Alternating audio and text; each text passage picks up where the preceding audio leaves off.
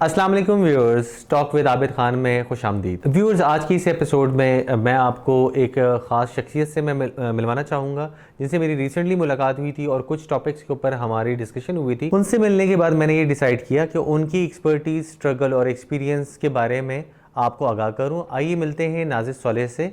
अस्सलाम वालेकुम। वालेकुम अस्सलाम आबिद। कैसी हैं आप? ठीक हैं जी अल्हम्दुलिल्लाह, थैंक जी। यू। काइंडली आप अपने बारे में व्यूअर्स को बताइए कि आपका प्रोफेशन क्या है।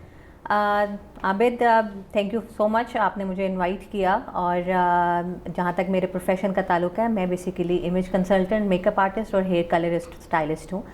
और सॉरी मैं आपकी बात काटूंगा। आपने जिस तरह बताया कि इमेज कंसल्टेंट, ये वर्ड मैंने बहुत सुना है, मगर इसके बारे में काइंडली अपने व्यूअर्स को बताइए कि इमेज कंसल्टेंट क्या चीज़ है। अच्छा, इमेज कंसल्टेंट बेसिकली जो होता है वो एक अपने क्लाइंट को या अब किसी इंसान को गाइड करता है उसकी पर्सनालिटी के अकॉर्डिंगली, उसको इन टर्म्स ऑफ कपड़े, मेकअप, हेयर क्या सूट करता है। हर इंसान की, जिस तरह आपको मालूम है कि हर एक इंसान की अपनी पर्सनालिटी होती है जी। और यूजुअली लोग एक दूसरे को देख के फैसिनेट तो हो रहे होते हैं कि जी हमें ये वाले कपड़े चाहिए या मेकअप ऐसा चाहिए या बाल ऐसे चाहिए, बट इन रियलिटी हर इंसान की अपनी पर्सनालिटी होती है और बहुत सी ऐसी टेक्निकल चीज़ें होती हैं जो कि इंसान लोगों को नहीं पता होता, जिसकी वजह से वो शायद वो सेम आउटफिट पहन लें या उसी तरह का मेकअप कर लें तो वो वैसे ना लगें जैसे वो चाह रहे हैं। तो एक इमेज कंसल्टेंट का बेसिकली मकसद या काम ये होता है कि वो अपने क्लाइंट को उससे रिलेटेड गाइड करता है। हमारे यहाँ पे भी और बाहर तो स्पेशली हर जो हमारी पर्सनल वो है सेलिब्रिटीज़ हैं, उनके लिए एक पर्सनल उनका स्टाइलिस्ट होता है और वो उनकी वार्डरोब को डिज़ाइन करता है, उनकी लुक्स को डिज़ाइन करता है अकॉर्डिंग टू द ओकेजन। तो मैं basically being an image consultant, मैं चाहती थी कि मैं जो भी कर रही हूँ, जर्नली लोगों को गाइड करते हैं कि जाएं जी आप इस तरह के कपड़े डिज़ाइन करवा लें, या उनको लेके जाते हैं डिज़ाइनर के पास, मेकअप आर्टिस्ट के पास या स्टाइलिस्ट के पास, बट मैं एक्चुअली उसको खुद ही परफॉर्म कर रही हूँ। उसमें ये होता है कि आपको किसी को एक्सप्लेन नहीं करना पड़ता। जो इमेज मेरे माइंड में होता है अपने क्लाइंट से रिलेटेड, उसको मैं ईजिली इम्प्लीमेंट कर सकती हूँ। मतलब आपके कहने का मकसद ये है कि आप जो पर्सनैलिटी है, आप पहले उनको देखती हैं कि उसके ऊपर, मतलब डिफरेंटली उनके कलर के ऊपर, उनके जिसामत के ऊपर, मतलब वो फैटी है या वो कमज़ोर है, उसके हिसाब से उसकी कलर के हिसाब से जो है वो आप बिल्कुल। आपने बड़ी अच्छी बात स्टार्ट की, उसको मैं थोड़ा सा एलैबोरेट इस तरह कर देती हूँ कि अब इमेज कंसल्टेंट का काम ये होता है कि हमें ये बताता है कि आपकी स्किन की अंडर टोन किस कलर की है। हमारे यहाँ पे हर इंसान की स्किन का टोन अलग होती है, उसके टोन के मुताबिक उसको कौन से कलर के कपड़े अच्छे सूट करेंगे, जिसमें वो फ्रेश अच्छा लगेगा, वो सूटेबल होगा उसकी स्किन टोन के हिसाब से। इसी तरह मेकअप जब हम करते हैं तो जर्नली लोग ये नहीं देखते कि फाउंडेशन आपकी स्किन के अंडर टोन के हिसाब से होती है, फाउंडेशन और मेकअप जिसमें वो फ्रेश लुक दें। हमने बंदे को ट्रांसफॉर्म नहीं करना होता इस तरह कि वो पहचाना ना जाए, उसकी फीचर्स को चेंज नहीं करना होता। हमने उसको बेसिकली जो उसकी स्किन होती है उसको फ्लॉलेस बनाना होता है, उसके फ्लॉज को छोटे मोटे, विद द टाइम आपकी स्किन डार्क सर्कल्स हो जाते हैं। Keeping the skin tone in your mind, आपने उसको बड़ा एक फ्रेश सी लुक देनी है ताकि आपके घर वाले आपको पहचान सकें। दूसरी बात, तीसरी बात आ जाती है जी आपके हेयर में, जो कि मैं मेनली काम अब कर रही हूँ कि हेयर भी एक बड़ी टेक्निकल चीज़ है। हेयर के बारे में अगर मैं देखूँ तो यहाँ पे बहुत रेयर लोगों को नॉलेज है। और अब हेयर कलर, हेयर कट, वो भी आपकी पर्सनालिटी के अकॉर्डिंगली होना चाहिए। लोग अक्सर उठा के पिक्चर ले आते हैं कि जी हमें ये वाला कलर चाहिए, ये वाला कट चाहिए। तो being an image consultant and hair colourist पे मैं लोगों को समझाती हूँ, टेक्निकली एक्सप्लेन करती हूँ कि ये आया आपको सूट कर रहा है या नहीं कर रहा, और नहीं कर रहा तो क्यों नहीं कर रहा। I have to explain to the person, क्योंकि उनको लॉजिकली एक्सप्लेन करना ही एक इमेज कंसल्टेंट का काम है। बिल्कुल आपने सही फरमाया। आपने जिस तरह भी अपना प्रोफेशन बताया कि आप इमेज कंसल्टेंट हैं, इसके साथ साथ आप मेकअप आर्टिस्ट भी हैं और हेयर स्टाइलिस्ट भी हैं। इसमें मुझे बताइए कि इन तीनों फील्ड्स में से आपको बेहतर और मतलब पसंदीदा कौन सी फील्ड आपको लगती है? आबिद, बेसिकली तो ये सारी चीज़ें इंटरलिंक्ड है। मैंने स्टार्ट किया था क्लोथिंग से और मैं पर्सनलाइज कस्टमाइज कपड़े बनाती थी लोगों के। देन एक टाइम आया, मुझे रियलाइज मैंने किया कि कपड़े खाली पहनना इज़ नॉट एवरीथिंग। आपने उसको कैरी कैसे किया हुआ है वो तब ही अच्छा कर सकते हैं जब आप उसको अपनी पर्सनालिटी के हिसाब से करते हैं, बनाते हैं। उसके बाद मैंने रियलाइज़ किया कि लोग कपड़े तो अच्छे पहन लेते हैं लेकिन या अच्छे बनवा भी लेते हैं, लेकिन उसका मेकअप सही नहीं होता। Then I started guiding people regarding makeup. फिर मैंने मेकअप लाइन में आई। इसी तरह जब मैंने देखा कि हेयर लोगों का, जब मैं देखती थी मेकअप में अकॉर्डिंग टू स्किन टोन करती थी, तो हेयर कलर बिल्कुल एक मुख्तलिफ होता था, क्योंकि हमें ये चीज़ें सारी सिंक करनी चाहिए। बिल्कुल। तो then I started studying hair. और मेरा एक एक्सपीरियंस बहुत ही जो मेरे मेंटोर भी हैं तारिक अमीन, मैं I work with him, I learn a lot, he is a fatherly figure for me. उनसे मैंने काफ़ी कुछ सीखा। उसके बाद मुझे लगा मैं कभी भी किसी फील्ड में जाऊं तो मुझे लगता है कि मुझे उसके इन्स एंड आउट्स ज़रूर पता होने चाहिए, मुझे उसमें ग्रिप होनी चाहिए। फिर मैंने हेयर को पढ़ना शुरू कर दिया। लकीली मुझे चांस मिला, मैंने कोशिश की है हेयर से रिलेटेड। जब तक मैंने हेयर को थोड़ा पढ़ नहीं लिया मैं उस फील्ड में नहीं आई।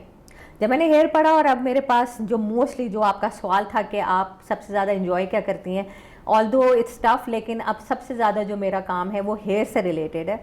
और जैसे हम आपसे लास्ट टाइम मेरी मुलाकात हुई और आपने कहा कि मैं इस तरह का चैनल है मेरा जिसमें मैं लोगों को एजुकेट करना चाह रहा हूँ और नया एक फॉर्मेट लेकर आना चाह रहा हूँ, तो मैं और आपसे ये डिस्कस किया तो मैंने ये रियलाइज़ किया कि this is the best platform जिससे के थ्रू हम अपने व्यूअर्स को और बहनों को एजुकेट कर सकते हैं। मेरे पास जो भी क्लाइंट्स आती हैं उनको मैं बाय अपॉइंटमेंट करती हूँ, जिसमें मैं टोटली 1 से 2 घंटे उनको एजुकेट करती हूँ, उनके बालों के बारे में उनको नॉलेज देती हूँ और जो इश्यूज़ हुए होते हैं या जिनसे वो गुजर रही होती हैं, किसी के बाल जले हुए हैं, किसी के बाल डैमेज हुए हुए हैं, किसी की वजह से भी, या गलत कलर हुआ हुआ है, तो वो उनको मैं गाइड करती हूँ।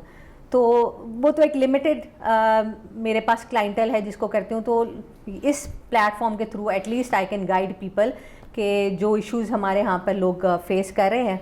But I enjoy doing hair. जैसे भी आपने बताया हेयर के जो इश्यूज़ हैं, इसमें अक्सर लोग जो है वो कहते हैं, बड़े भी कहते हैं कि अगर आप डाई लगाएंगे तो आपके बाल जो हैं उससे ख़राब हो जाते हैं। तो ये बात, इसमें कोई सदाकत है या नहीं है? देखें आबिद, किसी भी चीज़ का इस्तेमाल जो है उसको बुरा या अच्छा बनाता है। बिल्कुल। डाई, ये बिल्कुल जी, मैं भी अपनी ज़िंदगी में हर जगह सुनते हुए आ रही हूँ कि डाई से बाल ख़राब हो जाते हैं, डाई नहीं लगाना चाहिए, केमिकल है। टू बी वेरी ऑनेस्ट, हर चीज़ का एक लिमिट से ज़्यादा इस्तेमाल ख़राब करता है और उसको सही तरीके से इस्तेमाल ना किया जाए तो तब भी ख़राब करता है। मैं यही सजेस्ट करती हूँ लोगों को कि अब मेरे पास अगर 5 क्लाइंट्स आई हैं, 5 के सर्टनली बेशक वो डाई कराने के लिए आए, लेकिन उनके सिनेरियोस डिफरेंट होंगे। ठीक है। किसी के बाल सफ़ेद हो चुके हैं, किसी ने for the sake of style और चेंज के लिए डाई करना है, किसी के बाल डाई डार्क हुए हैं तो लाइट करना है। So there are different scenarios. जहाँ तक डाई से बाल ख़राब होने का ताल्लुक है वो हाँ है, क्योंकि हमें टेक्निकली चीज़ों को हैंडल करने नहीं आता। आम तौर पे लोग जो ख़वातीन घर में डाई करती हैं, मैंने जितना नाम सुना, मैं I am not against any brand और एनी कंपनी, बट एक मैं नॉलेज देना चाहूँगी कि लोग जनरली औरतें घर में उनको ये कन्वीनियंट भी लगता है और शायद ये उनके लिए बजट फ्रेंडली होता है कि दे यूज़ बॉक्स डाई। आपने शायद नाम सुना हो बॉक्स डाई। जी बिल्कुल। बॉक्स डाई औरतें कराती हैं, पार्लर्स में जब जाती हैं तो उनको सिंपल एक ये कहा जाता है कि जी बॉक्स डाई नहीं करना, बॉक्स डाई से बाल ख़राब हो जाते हैं, बट नेवर एक्सप्लेन कि इसके पीछे है क्या मसला, रीज़न क्या है इसके पीछे। अगर इसको आप थोड़ा सा एक्सप्लेन करने की मुझे इजाज़त देते हैं तो मैं ये ज़रूर आपको बताऊंगी कि देखें, डाई तब ख़राब होता है जब आप उसको गलत केमिकल लगाते हैं आपकी रिक्वायरमेंट से। अब लेट्स सपोज अमोनिया फ्री या अमोनिया बेस्ड, आपने शायद नाम सुना हो, या हमारी बहुत सी व्यूअर्स हैं, हमारी ख़वातीन हैं, उन्होंने नाम सुना हुआ है, उनको लगता है कि अमोनिया जो है वो हमारे बालों को ख़राब करता है। अमोनिया का बेजा इस्तेमाल ख़राब कर सकता है, लेकिन अमोनिया फ्री भी जो चीज़ है वो भी हमारे बालों के लिए सही नहीं है।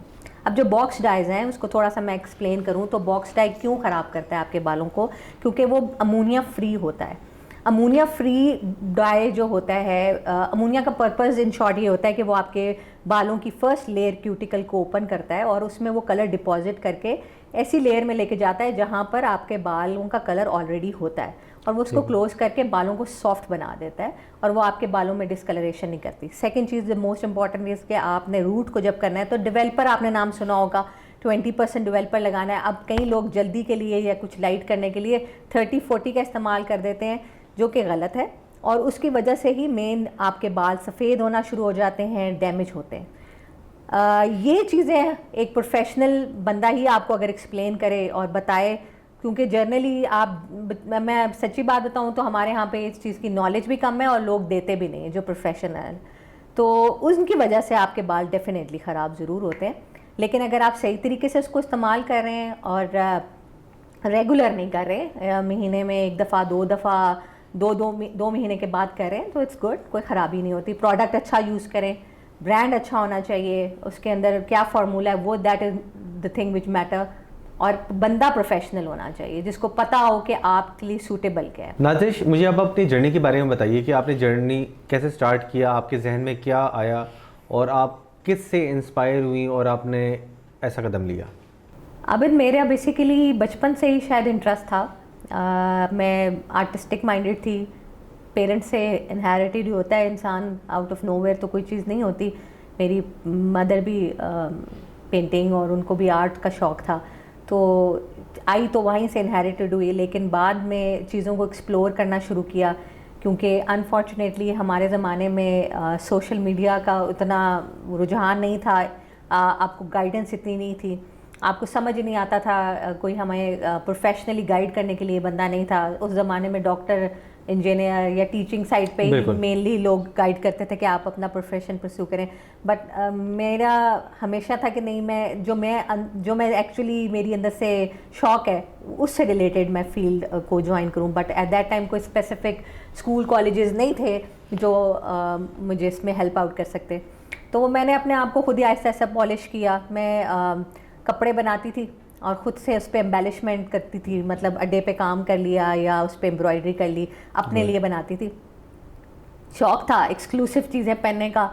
उधर से लोगों ने मुझे देख के ऑर्डर करना शुरू कर दिया कि जी हमें चाहिए। तब तो खैर बच्चा समझ के लोग ऑर्डर करते थे। इससे तो आपकी जो फ्रेंड्स होंगी वो भी आपके ड्रेसेस देख के आपको कहती होंगी कि भाई हमें भी बना दो। हाँ, तब ऑर्डर भी करती थी और तब मुफ्त के ऑर्डर हो जाते थे। कोई इस तरह मतलब मैं प्रॉपर बिजनेस के पॉइंट ऑफ व्यू से तो नहीं हो रहे होते थे, लेकिन हाँ बनवाते थे लोग कपड़े। और ये मैं आपको स्कूल कॉलेज बिल्कुल इनिशियल टाइम पे बता रही हूँ कि मैंने, तो वो चीज़ ऐसी थी मेरे अंदर कि अगर मैंने कोई और काम करना, अगर मैं कोई चीज़ क्रिएट नहीं कर रही हूँ तो मैं बिल्कुल लॉस्ट हो जाती थी। मुझे हर वक्त कुछ ना कुछ पेंसिल पेपर चाहिए होता था स्केच ड्रॉ करने के लिए, पेंटिंग्स का शौक़ था या ड्राइंग का शौक़ था। सो कपड़ों से इसी तरह फिर लोगों ने मुझे ऑर्डर देना शुरू कर दिया और मैंने उनके कस्टमाइज, उनसे पर्सनालिटी से रिलेटेड बनाना शुरू कर दिया। To be very honest, at that time I never knew about the term image consultant. मुझे कभी ये पता नहीं था कि ये भी कोई टर्म होती है। अगेन वही बात कहूँगी कि उतनी हमें नॉलेज देने के लिए सोशल मीडिया भी नहीं थी, इतनी यूट्यूब, गूगल कुछ भी नहीं था। लेकिन हाँ ये था कि मैं जब किसी के लिए डिज़ाइन करने की बारी आती थी तो मैं रैंडमली डिज़ाइन नहीं कर सकती थी जब तक मैं उस बंदे को ना देखूँ या बंदी को, तो मुझसे ऑटोमेटिकली वो डिज़ाइनिंग स्टार्ट हो जाती थी। जब उसको स्टार्ट किया, कपड़े बनाना शुरू किए, वो मैंने अराउंड 10 ईयर्स बनाती रही। लिमिटेड मेरा सर्कल था जिस पे मैं काम कर रही थी, जिनके साथ लेटर ऑन मैंने एक रियलाइज़ किया कि लोग कपड़े तो बना देते हैं लेकिन उनका मेकअप कुछ मज़ा नहीं मुझे आ रहा। Then I started guiding them और मैंने उनको साथ साथ एक ग्रूमिंग क्लासेस देना शुरू कर दी। मेकअप करती थी, मेकअप करते करते उनकी अपॉइंटमेंट्स आना शुरू हो गई। उसको साथ साथ पढ़ती भी थी, जितनी मेरे लिए पॉसिबल था उसको समझती थी, करती थी। करते करते आगे फिर मेरे पास ब्राइडल आना शुरू हो गया। देन इवेंचुअली मेरा एक वक्त आया जब अल्लाह ने मुझे एक बड़े अच्छे जो मेरे मेंटोर भी हैं उनसे के साथ काम करने का मौका मिला। Tariq Amin is one of the best and top hair stylist in Pakistan. और जब मैंने उनके साथ काम किया तो बहुत कुछ सीखा और फिर मैं हेयर की तरफ आहिस्ता आहिस्ता उनके साथ मैं एज ए मेकअप आर्टिस्ट भी काम किया। फिर मैंने हेयर को समझा, उन्होंने भी मुझे गाइड किया और फिर मैंने आहिस्ता आहिस्ता उसको पढ़ना शुरू किया। तो ये सीखने में आपको कितना टाइम लगा? मैं अगर ओवरऑल अपनी जर्नी देखूं तो मेरी मेकअप से अब तक अराउंड आप समझ लें कि 2006-5 से मैं स्टार्ट किया हुआ है। तो इट्स ग्रेजुअली मैंने चीज़ों को सीखना शुरू किया और स्लो जर्नी। और हाँ, बट ये इंटरलिंक्ड है आपस में। बिल्कुल, ये एक सारी चीज़ें मिला के मेरे ख्याल में एक पर्सनालिटी बनाते हैं। और फिर आहिस्ता आहिस्ता मुझे अपॉर्चुनिटी मिलती गई और मैं कुछ पढ़ती गई, कुछ कोर्सेज़ किए मैंने। शॉर्ट कोर्सेज़ किए सिर्फ अपनी सलाहियतों में ग्रिप हासिल करने के लिए, एक नॉलेज गेन करने के लिए, क्योंकि विद द टाइम इतनी ट्रेंड्स और फैशन चेंज हो रहे होते हैं कि आपको मार्केट में रहने के लिए नई नई चीज़ें सीखनी पड़ती हैं। तो वो मैं रिफ़्रेशिंग कोर्सेज़ करती रहती हूँ छोटे मोटे। बाकी ये है कि अल्लाह का बहुत करम है, अल्लाह ने मुझे बड़ा साथ दिया और मैं अब आज जाके मुझे थोड़ा रियलाइज़ होता है कि ये मेरा पैशन था जो कि मेरा प्रोफेशन में चेंज हो गया है। It was a long journey, लेकिन ग्रेजुअली अल्लाह ने मुझे उसकी तरफ लेके गया है। भाई इसमें तो डेफिनेटली फैमिली की सपोर्ट भी ज़रूरी है, ठीक है। फैमिली के सपोर्ट के बगैर आप भी चीज़ें नहीं कर सकती। इसको आपको, जो मेरे ख्याल से इन दोनों चीज़ों को आपको बैलेंस करना पड़ता है, फैमिली को भी और साथ में अपने शौक़ को भी। तो ये बैलेंस करना थोड़ा मुश्किल नहीं होता कि फैमिली को भी आपने टाइम देना है और अपने शौक़ को भी टाइम देना है? बिल्कुल आप सही कह रहे हैं। ये इस मामले में मुझे अल्लाह ने मेरा बड़ा उसकी करम नवाजी है, उसने मेरा बड़ा साथ दिया है। जैसे कि मैंने आपको बताया कि बहुत से यहाँ पे लोग हैं, 90% ऐसे उस ज़माने में, मैं अपने ज़माने की बात कर रही हूँ, ज़माना में इसके मेरा हमें 90s की बात तो ये है कि जब बच्चों को माँ बाप कहा जा कहते थे कि डॉक्टर बनो, तो वो डॉक्टर बेचारे बन जाते थे, उनका पैशन भी नहीं होता था, कुछ को इंजीनियर बनना पड़ता था। बट मैं मेरे पेरेंट्स ने एक आध बार उन्होंने मुझे भी कहा कि डॉक्टर बन जाओ, बट उन्होंने कभी मुझे फोर्स नहीं किया और उन्होंने मुझे एक फ्रीडम दिया जिसकी वजह से मैं शायद अपने पैशन तक पहुंच सकी हूँ और उसको मैं प्रोफेशन बना सकी हूँ। अगर वो मुझे उस टाइम पे बाउंड कर देते कि नहीं आपने ये करना है और इससे के अलावा कुछ ना करता, तो प्रॉब्ली आज मैं भी आम लोगों की तरह अपने प्रोफेशन की बजाय बस प्रोफेशन को ही फॉलो कर रही होती, पैशन तो मेरा कहीं और रह जाता। फिर लकीली आगे आपकी फैमिली, पेरेंट्स के अलावा आपका शादी हुई तो मेरे husband he was very supportive और उन्होंने मुझे कभी किसी चीज़ से मना इस तरह नहीं किया कि इस चीज़ को परस्यू करो या ना करो। तो उन्होंने मुझे जब देखा कि मेरा मेकअप हेयर में इंटरेस्ट है और कपड़ों में, तो उन्होंने मुझे just to keep myself busy उन्होंने मुझे कहा कि यू बेटर डू इट। तो वो मुझे जब इतना फ्रीडम मिला है आगे भी, शादी से पहले भी और बाद में भी, तो वो अल्लाह का बहुत करम है और ये मेरी जो सपोर्ट सिस्टम था उसकी वजह से मैं एक इस आज पोजीशन पे आई हूँ कि आज मैं आपके सामने किसी चीज़ के बारे में किसी को गाइड कर सकती हूँ और आई एम एंजॉइंग। और दूसरी बात आबिद, आपको भी इस चीज़ के बारे में पता होगा कि इंसान एक लेवल से आगे तब जाता है जब वो अपने प्रोफेशन वही परस्यू कर रहा होता है जो आपका पैशन होता है। जब आपका, जैसे कि मैं आपको ये कह रही थी कि जब आपका पैशन और प्रोफेशन एक ही होता है तो फिर आप एक्सेल करते हो और फिर देयर इज़ नो लिमिट, फिर आपको कोई रोक नहीं सकता और फिर आप उस लेवल तक जाते हो जहाँ का आपने तसव्वुर भी नहीं किया होता। तो ये अगेन मेरे पेरेंट्स और मेरे हस्बैंड और मेरी जो सपोर्ट सिस्टम है उसी की वजह से आज मैं यहाँ तक पहुँची हूँ and I am enjoying my work because ये मेरा पैशन है। अगर मेरा ये खाली प्रोफेशन होता तो फिर शायद ये मुझे उस तरह मैं एंजॉय ना करती। नहीं तो एक ऑर्डिनरी पर्सन अगर इसका शौक़ रखता है तो उसके लिए एक इजी है, क्योंकि अक्सर लोगों के माइंड में होता है कि बहुत एक्सपेंसिव है इसके कोर्सेज और ये अगर मैं इस फील्ड में जाता हूँ या जाती हूँ तो बहुत एक्सपेंसिव फील्ड है या इसको सीखने में टाइम लगेगा या बजट इसमें रिक्वायर्ड होगा। आप क्या समझती हैं, ये शौक़ एक महंगा शौक़ है या एक नॉर्मल शौक़ है, मतलब सस्ता शौक़ जिसे आप कह सकते हैं? देखिए, शौक़ महंगा सस्ता की बात नहीं है। इनिशियली आपको बहुत चीज़ों का क्लैरिटी हो जाती है। अगर अब यहाँ पर बड़ा एक कॉन्सेप्ट है कि जी what's in and what's out. जब मैं भी शायद मेरा मैट्रिक किया था तो उस टाइम पे कंप्यूटर साइंसेज बड़ा इन टॉपिक चल रहा था, तो हर सब्जेक्ट चल रहा था, तो हर बंदा कहता था हम कंप्यूटर साइंसेज करेंगे। फिर with the time fashion designing जब पाकिस्तान में आया तो हर बंदे ने कहा जी हम फैशन डिज़ाइनिंग करेंगे। और मैंने ऐसे ऐसे बच्चों को देखा जिनको मुझे देख के लगता था कि बेटा you should not waste time and money, कि ये आपकी पर्सनालिटी के बिल्कुल बरक्स चीज़ है और वो बाद में चीज़ें साबित भी। तो जिनका जिस चीज़ में इंटरेस्ट होता है तो वो अपने रास्ते खुद ही बनाना शुरू कर देते हैं। फिर वहाँ पर ना पैसा बहुत बात की बात आती है। मेरे ख्याल में जब मेकअप या कपड़ों का शौक़ था तो मुझे अल्लाह की तरफ से कुछ ऐसी थी कि मुझे इस चीज़ों की नॉलेज थी और मैं खुद ब खुद अपने आप को पॉलिश करती गई। फिर उसके बाद मुझे अपॉर्चुनिटीज़ भी मिलना शुरू हो गई। हमारे यहाँ पे बच्चे या हर इंसान इतना इम्पेशेंट होता है, वो कहता है कि हमें लेवल 1 से ही स्टार्ट मिले, पहले बहुत कुछ सीखना पड़ता है। मैंने बड़े रूट लेवल से चीज़ों को सीखना शुरू किया है ताकि मुझे चीज़ों की डेप्थ का भी पता चल सके। तो आप जब आपको ये चीज़ें पहले फिगर आउट करनी है कि आपका पैशन क्या है। अगर एक्चुअली मेरे पास आती हैं बच्चियाँ ग्रूमिंग क्लासेस के लिए, तो आबिद मैं आपको बताऊँ, मैं ऑनेस्टली सबसे पहले उनसे जो बात पूछती हूँ, मैं प्रोबिंग करती हूँ, मैं क्वेश्चंस करती हूँ, तो मैं सिर्फ इसलिए एक्चुअली ये पूछना चाह रही होती हूँ कि ये अंडर प्रेशर आके ये मेकअप सीख रही है। मतलब अंडर प्रेशर ये कि कई लोगों के पेरेंट्स या फैमिली मेम्बर या जो भी घर के लोग होते हैं वो कहते हैं जी इसमें पैसा बड़ा है तो बेटा तुम मेकअप सीख लो। बिल्कुल। अब वो आती हैं और मुझे उस टाइम पे अपेरेंटली ये कहती हैं जी हमें शौक है, लेकिन विद द टाइम मुझे बातें करने से पता चलता है नहीं, ये फैमिली ने अपना एक उनको कहा है कि बेटा इसमें पैसा है। तो आप जब पैसे के पॉइंट ऑफ व्यू से कोई चीज़ सीखने की कोशिश करते हैं ना, तो फिर आप सीख नहीं सकते। पैशन को रखते हुए आपने उस चीज़ को जब परस्यू करते हो तो शौक आपको कुछ भी करवा देता है। फिर आप इस तरह फ्लो के साथ चलते हो, आप इंटरेस्ट आप उसमें देते हो, आप सीखते हो।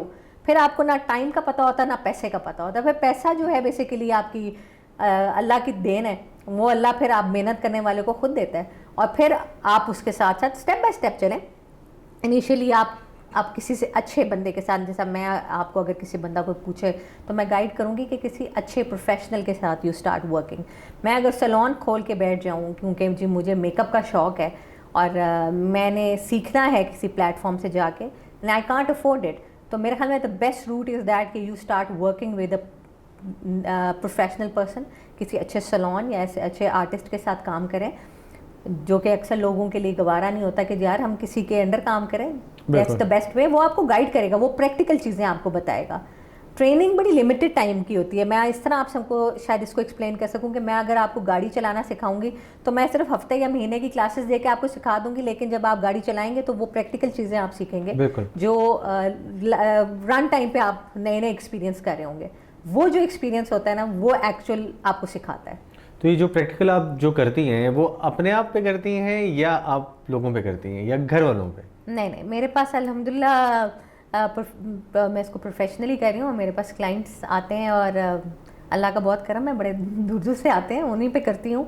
और उनके साथ मेरे साथ मेजरली जो क्लाइंट्स आ रहे हैं वो हेयर से रिलेटेड आ रहे हैं, जो विद द टाइम मुझे रियलाइज़ हुआ है। क्योंकि पहले जब मैं आई स्टार्टेड कपड़ों के बाद मैंने ज़रा मेकअप पे मेनली फोकस करना शुरू कर दिया। लेकिन मेकअप, क्योंकि आजकल जनरली हर बंदा ही मेकअप कर रहा है और मेकअप ऐसी चीज़ नहीं, वो रिवर्ट हो सकती है, गलत हो गया दोबारा ठीक हो जाएगा। बिल्कुल। लेकिन हेयर ऐसी चीज़ें जो ख़राब हो जाए ना, और स्किन वो दोबारा वापस उस तरह नहीं आती।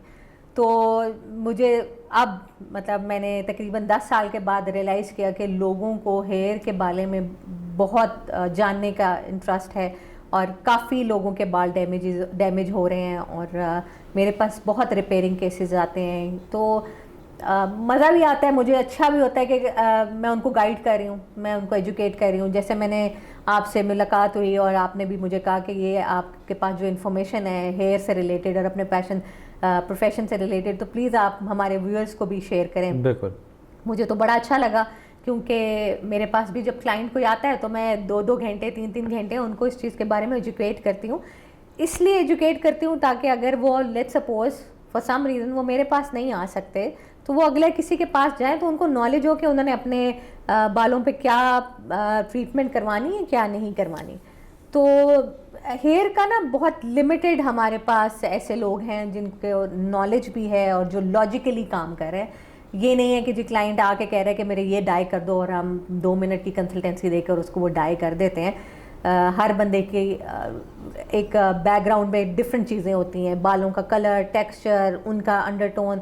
तो ये चीज़ें दैट्स वेरी इंपॉर्टेंट, जो कि लोगों को जानना बहुत ज़रूरी है। तो इसलिए आई एम राइट नाउ मैंने इसी को परस्यू किया हेयर को, क्योंकि यहाँ पर मुझे थोड़ी लगी है कमी। और मैं इसके छोटे मोटे कोर्सेज भी कर रही होती हूँ ऑनलाइन, क्योंकि मेरे पास जाने के लिए इतनी टाइम भी नहीं होता। तो मैं ऑनलाइन मैंने उस पर कोर्सेज किए हैं और अभी भी मैं सीख रही हूँ और आगे भी इंशाल्लाह सीखती जाऊँगी और लोगों तक जितना हो सका पहुँचाऊँगी इन्फॉर्मेशन, नॉलेज। अच्छा, मुझे ये बताइए कि जिस तरह अभी फ़र्ज़ करें एक ख़ातून या कोई बच्ची हैं, वो किसी सैलून पे जाती हैं। अब बेसिकली क्लाइंट तो उसको तो एक अंदाज़ा नहीं है कि जो उसके साथ जो ब्यूटिशियन करना चाह रही हैं, जो हेयर स्टाइलिश करना चाह रही हैं, वो तो उनको नहीं पता कि वो क्या चीज़ उसमें प्रोडक्ट यूज़ कर रही हैं, क्या वो ब्लीच यूज़ कर रही हैं नहीं कर रही। बिल्कुल। अब फ़र्ज़ करें मैं एक ख़ातून हूँ, मैं एक पार्लर पे जाती हूँ, फ़र्ज़ करें, ठीक है, मुझे नहीं पता कि वो क्या डालेंगे उसमें, ठीक है। एज अ मेल अगर मैं जाता हूँ किसी सैलून पे जा रहा हूँ, अब मुझे नहीं पता कि उसके अंदर उन्होंने क्या कुछ डाला है, ब्लीच डाला है या नहीं डाला। अब उस चीज़ से बचने के लिए हम कैसे वो करेंगे? हम क्या वो जो ब्यूटिशियन है या हेयर स्टाइलिश है, हम उनसे पूछेंगे कि भाई आपने कहीं ब्लीच नहीं डाला, एक डर से? क्योंकि देखिए ना, इसमें क्लाइंट को जो है ना बहुत सफ़र करना पड़ता है। जिस तरह आपने बताया कि इसका ट्रीटमेंट नहीं है, जो उसके बाल जो जल गए हैं वो जल गए हैं, तो वो डेफिनेटली उसको कट डाउन करना पड़ेगा। जब वो काटेंगे, करना पड़ेगा, जी बिल्कुल काटने पड़ेंगे उसको। तो वो डेफिनेटली अगर बाल वो सारे ही ब्लीच करके उससे रंग फेड हो गया है, तो जब तक वो नए बाल ग्रो होंगे तो उसमें एक तो वो टाइम भी लगेगा। बिल्कुल ऐसे और वो फर्ज करें उनके बाल अगर बहुत ही अच्छे हैं तो वो बालों से भी बिल्कुल बिल्कुल आप जो बात कह रहे हैं यही तो सबसे बड़ा प्रॉब्लम है आबिद, जिसकी वजह से मेरे ख्याल में 90% मेरे पास क्लाइंट इसी से रिलेटेड आते हैं। और मेरी कोशिश यही होती है कि मैं कम से कम और कुछ नहीं तो एजुकेट कर दूं थोड़ा बहुत, अगर अपने आप को बचा सकते हैं। और अगर इमरजेंसी से में अगर वो अपने बाल खुद भी करना चाहते हैं तो वो आप घर पे खुद कर लें। लेकिन रिक्वेस्ट मेरी सब सैलून वालों से यही है कि अगर करें तो प्लीज़ अच्छा प्रोडक्ट यूज़ करें, ब्लीच वाली फैक्टर ना डालें। Bleach as an cut down वाली चीज़ जिसमें आप कलर के साथ ब्लीच डाल या प्री लाइटनर डाल रहे हैं, प्लीज़ ये चीज़ मत करें। इनसे लोगों का नुकसान हो रहा है, बाल यंग बच्चों के बाल ख़राब हो रहे हैं। मेरे पास तो एटलीस्ट जो क्लाइंट आता है मैं कोशिश करती हूँ कि उसके सामने सारे के सारा प्रोडक्ट उसके सामने रखती हूँ, उसके साथ साथ बताती जाती हूँ, गाइड करती जाती हूँ। मेरे ख्याल में अगर किसी को कोई इनसिक्योरिटी ना हो और तो वो हर चीज़ आपके सामने क्लियरली बताएगा और आपके सामने प्रोडक्ट यूज़ करेगा। बट जो आप बात कह रहे हैं कि एक लेमैन या कोई भी क्लाइंट अपने सैलून में गया तो सर्टनली कोई आपको ये नहीं बताएगा कि वो प्रोडक्ट क्या यूज़ कर रहे हैं, और अगर वो प्रोडक्ट ऐसा यूज़ कर रहे हैं जो लॉन्ग टर्म में आपको नुकसान पहुंचा सकता है तो वो आपको क्यों बताएगा। तो इसका तो फ़िलहाल हम रिक्वेस्ट ही कर सकते हैं, लेकिन मेरी कोशिश ये होती है कि मैं अपने लेवल पे उसको जितना अमेंड कर सकती हूँ, जितना लोगों को गाइड कर सकती हूँ वो करूँ। और मेरे इधर बैठने का या आपके साथ ये पॉडकास्ट करने का पर्पस भी यही है कि मैं जितना अपने क्लाइंट को गाइड कर सकती हूँ वो तो बड़ा एक लिमिटेड सर्कल है, लेकिन इसके थ्रू शायद मैं लोगों को अवेयरनेस दे सकूँ जो कि ये चीज़ें मसला आ रहा है। मैं आपको एक इससे रिलेटेड एक और इशू ये बताती हूँ कि आपने वर्ड शायद नाम सुना हो, एक्सटेंसो। एक्सटेंसो मेरे पास इतना दुख होता है, क्लाइंट आई जिनके बालों पे डाई हुआ था, बल्कि उनके बाल जले हुए थे, इतने जले हुए थे कि जिस तरह आप प्रॉपर आग लगी हो तो यहाँ तक प्रॉपर जले हुए थे। और जब मैंने उनसे प्रोबिंग की, डिटेल में पूछा, हिस्ट्री पूछी, मेरी पहली कोशिश ये होती है कि मैं without consultancy, without knowing the history बाल, मैं कोई प्रोसीजर स्टार्ट नहीं करती जब तक मैं रूट लेवल तक नहीं पहुँच जाती कि इस बाल के साथ हुआ क्या था और क्या क्या प्रोसीजर हो, मैं नेक्स्ट प्रोसीजर नहीं स्टार्ट करती। रीज़न क्या है, मुझे पीछे पता होना चाहिए बैकग्राउंड में क्या इस बाल के साथ कौन कौन सा केमिकल लगे, अब मुझे उसको ट्रीट करने के लिए फर्दर क्या करना है। वो खातून आई और उनके बाल जले हुए थे, और जब मैंने उनसे पूछा तो उन्होंने कहा कि, मैंने कहा आपके बाल किस तरह जले, उन्होंने कहा मैंने एक्सटेंसो कराई है। अब जब मैंने उनके बालों का कलर देखा तो वो ऑरेंजिश कलर में था और मुझे ये आइडिया हो गया कि इस बाल में ब्लीच लगी है। तो मैंने कहा कि आपने बालों पे ब्लीच लगाई है या प्री लाइटनर लगाए या हाईलाइट किए हैं? शी सेड कि नहीं मैंने तो कुछ नहीं किया, मैंने तो सिंपल डाई कराई है। अब वो उनका ख्याल जो था ऑब्वियसली क्योंकि वो सिंपल डाई कराने के लिए गई थी, उनके साथ गलती ज़्यादती ये की गई कि जो डाई हो रहा था उसमें अगेन उन्होंने प्री लाइटनर डाल के कलर को कॉस्ट इफेक्टिव भी बनाया, और उनको लग रहा था कि क्लाइंट का अच्छा कलर आ जाएगा तो उन्होंने उसके अंदर प्री लाइटनर यानी ब्लीच आम ज़बान में डाल के उसको डाई कर दिया। मैंने क्लाइंट से वैसे ही पूछा, मैंने कहा क्या 3-4 वॉशेस के बाद आपका कलर फेड हुआ? कहती हाँ, आपको कैसे पता चला? क्या क्योंकि मुझे कलर आपका नज़र आ रहा है। अब उसका नुकसान क्या हुआ कि जो एक्सटेंसो करने वाला जो प्रोफेशनल बंदा था वो कोई और था। अब वो ये समझ रही थी कि इस बंदे ने इनके बाल ख़राब किए हैं। एक्चुअली बैकग्राउंड में ये था कि जब आपके बालों पे ब्लीच लगी हो और एक्सटेंसो उसके ऊपर कर दिया जाए तो आपके बाल फौरी जल जाते हैं।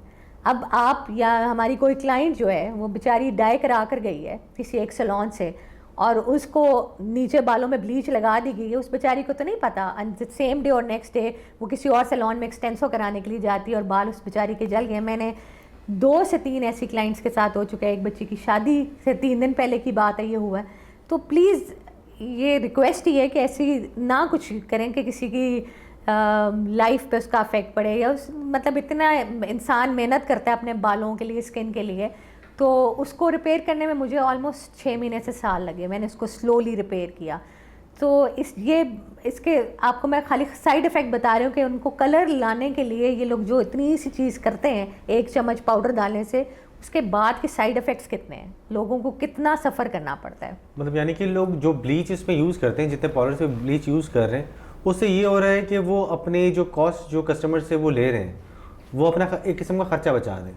देखिए ये तो मैं अभी इस बात पे किसी को नहीं मैं कह सकती। पहले तो मुझे आबिद टू बी वेरी ऑनेस्ट इस बात पे यकीन ही नहीं आता था जब मेरे पास क्लाइंट आते थे और मैं उनके बाल देखती थी, और वो मैंने खुद ही इस चीज़ को डायग्नोज किया कि ये किस तरह इन्होंने ब्लीच डाला होगा या प्री लाइटनर डाला होगा।